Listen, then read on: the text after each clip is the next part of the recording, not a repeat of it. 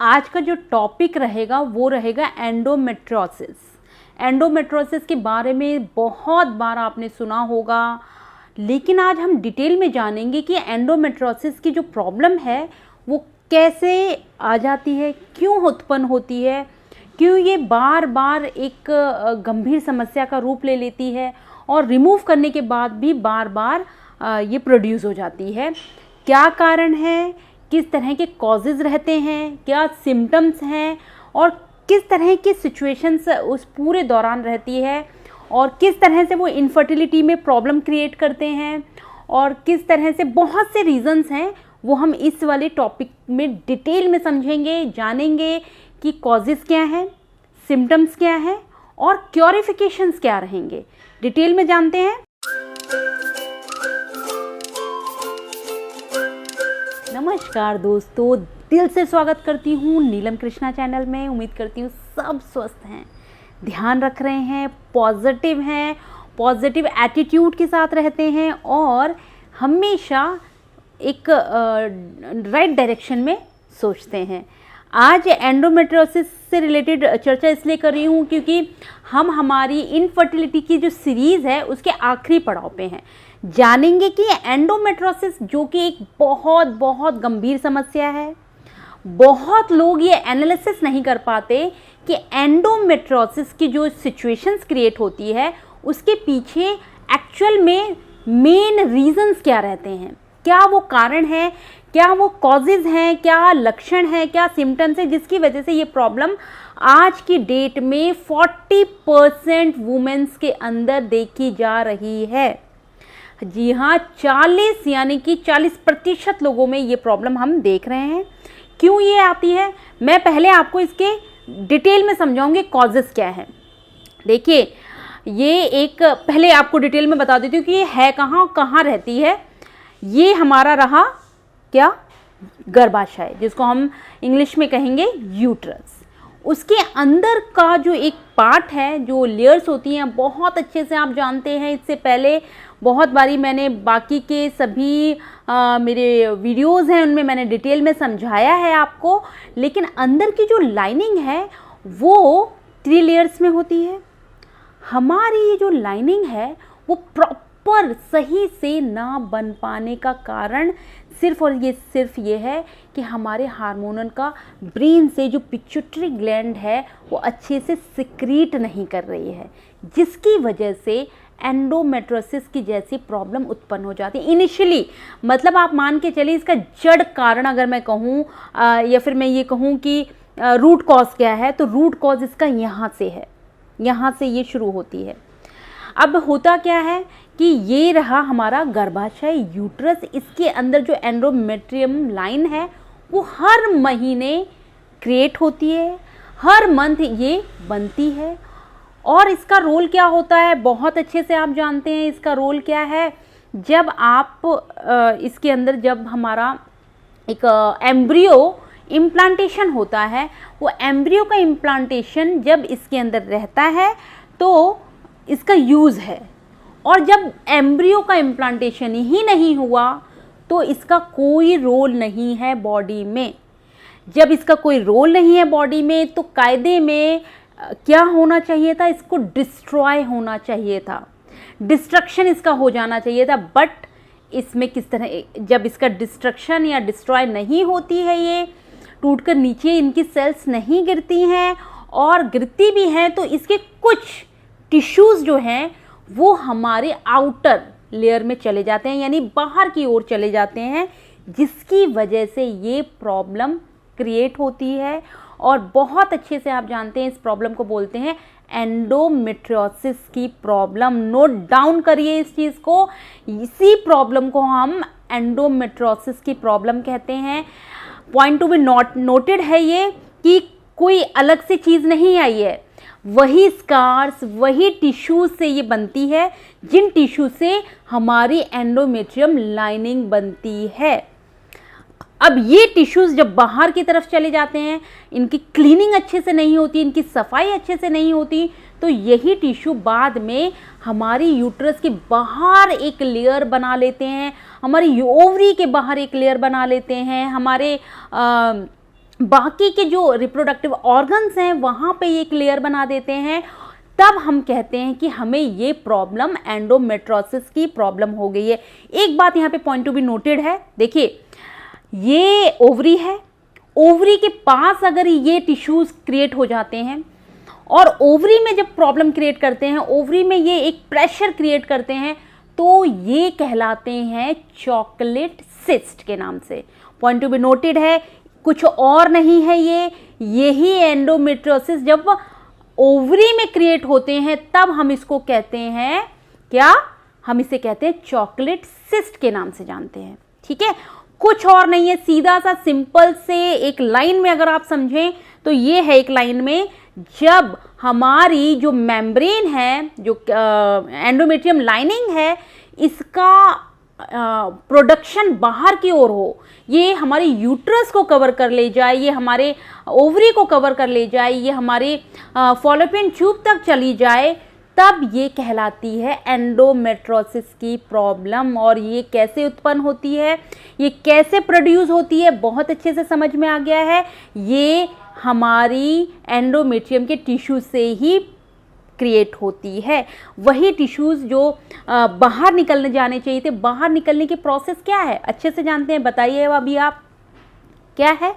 बाहर निकलने की जो प्रोसेस है, हम उसे कहते हैं कि हमें एमसी यानी कि पीरियड्स जो आते हैं हर महीने, उस प्रोसेस को हम बोलते हैं हमारा एंडोमेट्रियम लाइनिंग टूट टूट के बाहर निकल रहा है। बट इसके बाहर निकलने में जब कुछ कठिनाइयाँ आती हैं, कुछ प्रॉब्लम्स क्रिएट होती हैं, तब ये कहीं ना कहीं ये जो ब्लड है जिसको बाहर पूरी तरीके से निकल जाना चाहिए था, ये बाहर की ओर चला जाता है, किसी अदर जगह स्टोर हो जाता है। इसी ब्लड की के कारण ये मेम्ब्रेन, ये लाइनिंग बाहर क्रिएट होने लगती है। तो ध्यान रखना, अब ये होता क्यों है, देखिए ये होता है इरेगुलर पीरियड की वजह से, ये होता है बहुत डिले, अगर आपकी साइकिल लेंथ है बहुत डिले है उसकी वजह से होता है। और इसके अलावा ये एक और कारण है, मैंने अभी बताया, इनिशियली मैंने आपको बताया है, ये एक वजह से होता है जब आपके ब्रेन में पिट्यूटरी ग्लैंड हार्मोनल सही से सिक्रेट नहीं करती है, ये प्रॉब्लम वहाँ से भी शुरू होती है। तो होप ये इतनी सी बात आपको क्लियर हो गई है कि जब भी एंडोमेट्रोसिस की बात आती है तो ध्यान रखना, ये कुछ और नहीं है, वही लाइनिंग है जो पीरियड के टाइम टूटकर नीचे गिरती है, और जब वो लाइनिंग बाहर निकल के, यूट्रस के बाहर निकल के उसको कवर करना शुरू कर दे, आउटर लेयर में जब आना स्टार्ट कर दे, तब हम इसे एंडोमेट्रोसिस की प्रॉब्लम कहते हैं। कुछ समझ में आ गया, आपको अच्छे से क्लियर हो गया कि कॉजेस क्या हैं। अब हम समझते हैं कि सिम्टम्स क्या हैं, इसके सिम्टम्स क्या होंगे बॉडी में। देखिए इसके बॉडी में सिम्टम्स रहेंगे कि आपके एब्डोमल वाले एरिया में, यानी कि पैल्विक एरिया, जो हमारा पैल्विक एरिया, उसके सबसे लोअर भाग में, उसके सबसे लोअर पार्ट में एक बहुत ज़्यादा असहनीय पेन होना शुरू हो जाएगा। आपके जब पीरियड स्टार्ट होने वाले होंगे आपको भयंकर पेन होगा, आपके पीरियड के दौरान आपको पेन होगा, पीरियड ख़त्म होने के बाद भी आपको पेन होगा।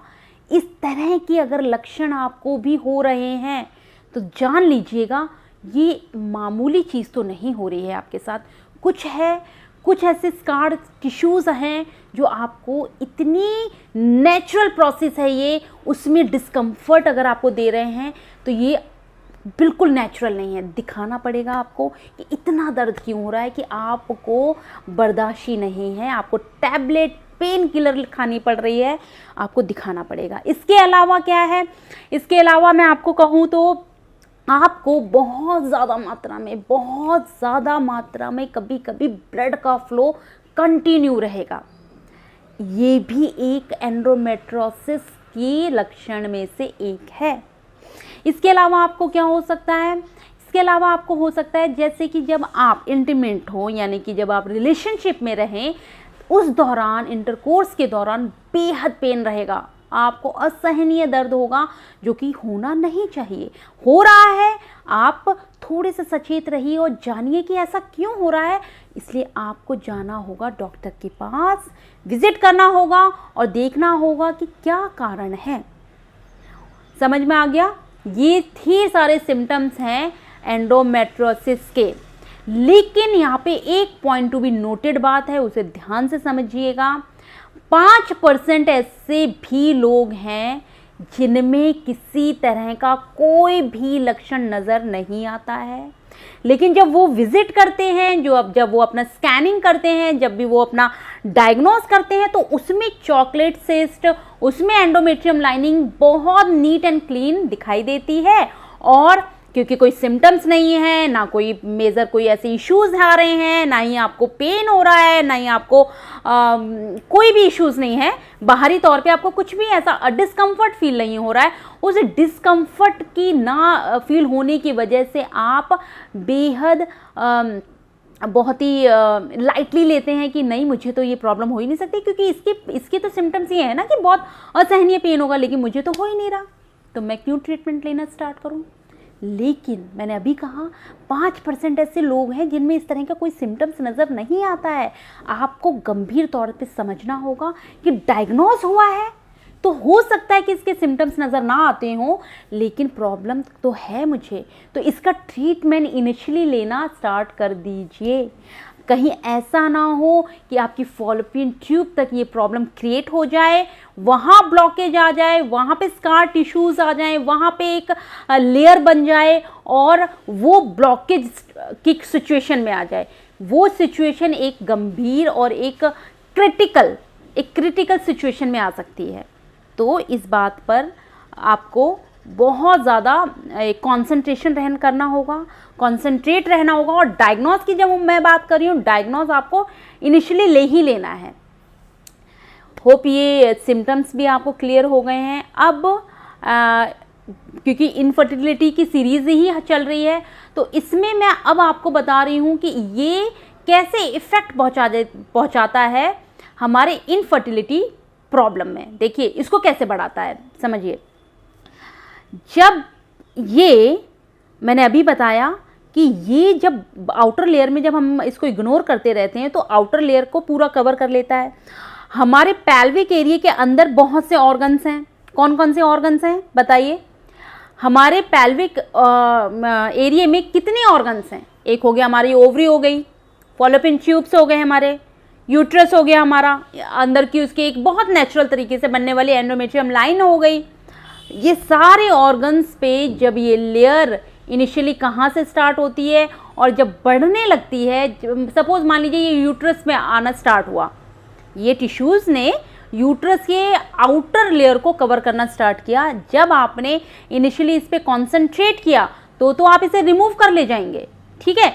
लेकिन अगर आपने इनिशियली आपने इस पर कॉन्सेंट्रेशन नहीं दिखाया और आपने गंभीर तरीके से इस चीज़ को नहीं लिया, तो ये धीरे धीरे ये टिश्यूज़ हमारे कवर कर लेते हैं फॉलोपियन ट्यूब की फैम्ब्रियों में। जो फैम्ब्रियाएँ होती हैं ना, उसको ये कवर करते हैं, उसको टारगेट करते हैं। तो कई बार क्या होता है कि बहुत ये केसेस देखे जाते हैं कि फॉलोपियन ट्यूब तो पूरी तरीके से एकदम अच्छे से खुली हुई है, बट नेचुरल कभी भी कंसीव नहीं हुआ है, सारे पैरामीटर देखने के बाद भी। तो है क्या कारण? कारण ये है कि इसे स्कार टिश्यू ने, यानी एंडोमेट्रियोसिस वाले टिश्यू ने ही हमारी जो फॉलोपियन ट्यूब हैं उनकी फैम्ब्रियो को इतना निष्क्रिय कर दिया है कि वो हैं तो खुली हुई, ओपन है, बट वो किसी काम की नहीं है। ये टिश्यूज़ ने ख़राब किया है। तो मैं आपको यहाँ पे जो मेरा मेन कंसर्न है आपको बताने का, वो ये है कि जब आपका ये टिश्यू केवल एक ऑर्गन को कवर करता है तो वहीं पे आपको ठहरना है, वहीं पे आपको रुकना है और वहाँ पे एनालिसिस करके, डायग्नोस करके उसको वहीं से हटाने की कोशिश करनी है। तो आप समझ गए होंगे कि ये किस तरह से ये टिश्यूज़ टारगेट करता है बाकी सभी ऑर्गन्स को, क्योंकि ये फैलता है। ये अगर मैं ये कहूँ कि ये कैंसर तो नहीं है, इसको हम कैंसर नहीं कहेंगे, लेकिन ये कैंसर जैसी सिचुएशन क्रिएट करता है, क्योंकि एक ऑर्गन को ये कवर करता है, यूट्रस को कवर करता है, धीरे धीरे फॉलोपियन ट्यूब तक चला जाता है, फिर धीरे धीरे ये ओवरी को भी टारगेट करता है। तो सारे ऑर्गन को लेके ये डैमेज कर देता है। तो इसीलिए कहते हैं कि एंडोमेट्रोसिस की प्रॉब्लम को नज़रअंदाज नहीं करना है। क्यों नहीं करना है, इसके पीछे भी एक रीजंस हैं। क्या रीजंस हैं वो देखिए, एंडोमेट्रोसिस जब होता है ना तो नॉर्मल ट्रीटमेंट लेने से ये ठीक नहीं होता। नॉर्मल ट्रीटमेंट लेने से आप कहें ये नॉर्मल ट्रीटमेंट हमने लिया और ये एकदम क्योर हो गया, ऐसा नहीं होता। आपको सर्जरी लेनी होती है, आपको लेप्रोस्कोपी करानी होती है। या तो आप ओपन सर्जरी लीजिए या फिर लेप्रोस्कोपी, दूरबीन सर्जरी जिसे हम कहते हैं। जब वो लेते हैं तो उस दौरान दो चीज़ें होती हैं। लेप्रोस्कोपी के दौरान, क्योंकि देखिए ये यूट्रस के बाहर ये लेयर बनी है, उसको हटाने के लिए कहीं ना कहीं ओवरी के अंडे सफ़र कर जाते हैं। ओवरी के अंडे की जो एमएच का लेवल है वो डाउन होने लगता है। इसलिए एंडोमेट्रोसिस की प्रॉब्लम को लाइटली नहीं लेना है, क्योंकि सर्जरी हर बार अगर होगी तो हर बार सर्जरी में ओवरी के अंडे सफ़र करेंगे, ओवरी के एग में इफेक्ट पहुंचेगा। इसीलिए जब ये क्योर हो जाता है, जब हम इसकी लेप्रोस्कोपी करा लेते हैं, लेप्रोस्कोपी कराने के बाद भी इसमें क्या होता है कि ये थोड़े से मान के चलिए ठीक हो जाती है। लेकिन इसका अगर आपने कहते हैं ना कि रूट कॉज अगर नहीं देखा, रूट कॉज ना देखने की वजह से ये दोबारा भी क्रिएट हो जाती है। अब एक बार एक चीज़ ठीक हो गई और हमें पता है कि उसके साइड इफेक्ट क्या हैं। साइड इफेक्ट ये है कि एएमएच का लेवल डाउन हो चला जाता है, ये ओवरी के एग पर इफेक्ट करता है। तो सोचिए नेक्स्ट यानी कि अगली बार भी सेम यही सिचुएशन आ जाती है, तब आप लेप्रोस्कोपी कराने का सोच भी नहीं सकते। क्यों? क्योंकि ओवरी में जो एग की क्वालिटी है, उसका एमएच लेवल है वो बहुत डाउन चला जाता है, जो कि आपकी इनफर्टिलिटी की सिचुएशन को और ज़्यादा क्रिटिकल कंडीशन में ले जाता है। इसीलिए एंडोमेट्रोसिस की जो सिचुएशन है, जो प्रॉब्लम है, बहुत ज़्यादा क्रिटिकल मानी जाती है। तो इस टॉपिक में एंडोमेट्रोसिस को लेकर मैं ज़रूर चली हूँ, लेकिन ये टॉपिक इतना वास्ट है ना कि इसको एक लेक्चर में या एक वीडियो के थ्रू मैं बताऊँ या फिर समझाऊँ, ये पॉसिबल नहीं है। इसीलिए मैं इसको सीरीज़ के तौर पे लूँगी, इसको एक एपिसोड के तौर पे लूँगी। तो मैंने आज आपको बताया है कि क्या इसके सिम्टम्स हैं, क्या कॉजेज़ हैं, किस तरह से ये इनफर्टिलिटी बढ़ा देती है, और जब हम लेप्रोस्कोपी लेते हैं तो किस तरीके से ये हमारे एएमएच लेवल को डाउन कर देती है। ये सारी चीज़ें होप कि आपको क्लियर हो गई हैं। कोई भी क्वेश्चन अगर आया है इस टाइम पर, इस पूरे वीडियो के दौरान, तो आप मुझे नीचे कमेंट करिए, मुझसे पूछिए, डायरेक्टली पूछिए। किसी तरह का कोई सजेशन भी है वो भी दीजिएगा। ओके, होप कि ये पूरे के पूरे इस एंडोमेट्रोसिस को आप समझ गए हैं। अगर कोई भी चीज़ के क्वेश्चंस आते हैं तो ज़रूर मुझे बताइए, मैं उसका आंसर करती हूँ। मैं सभी के आंसर करती हूँ, आपने देखा होगा मैं सभी को आंसर करती हूँ। होप आपको शायद चीज़ें समझ में भी आ रही हैं, और नहीं भी आ रही हैं तो भी आप मुझे डायरेक्टली बताइए, मुझसे पूछिए क्या नहीं समझ में आ रहा है। ओके, चलिए नेक्स्ट हम लेक्चर में मिलेंगे। इसी को हम कंटिन्यू करेंगे, इसी को हम बताएंगे कि आगे इसको हम कोई ऐसी चीज़ें हैं जिसको हम अपनाएं या जिसको हम फॉलो करें, कंटिन्यूसली फॉलो करें, और इसको हम जड़ से ख़त्म कर पाएँ। क्या हैं कुछ ऐसे पॉइंट्स, उसके बारे में डिस्कशन करेंगे। चलिए नेक्स्ट वीडियो में एक बार फिर से मिलती हूँ एक नई इन्फॉर्मेशन के साथ, एक नए जानकारी के साथ। तब तक के लिए थैंक यू सो मच।